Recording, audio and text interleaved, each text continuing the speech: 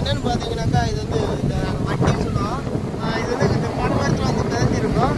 இதை எடுத்து என்ன பண்ணுவோம்னாக்கா இதை உடச்சி நாங்கள் தூண்டில் கோத்துட்டோம். அந்த கடலில் இங்கே கரையை இருந்து தூண்டியை போட்டு நாங்கள் மீனை நிறையா பிடிச்சிருக்கோம். அப்போ சின்ன பிள்ளையில இதை பாருங்க, இதெல்லாம் உயிரோட இருக்கிறது தான். சிப்பிக்குள்ளே இதுக்குள்ளே பார்த்தீங்கன்னாக்கா செதை இருக்குது. இதில் வந்து இது இப்போதைக்கு உடச்சாக்கா இதில் உள்ள சிப்பி போயிடும். அதனால் நம்ம அப்படியே திருப்பி மறுபடியும் கடலே போட்டுருவோம்.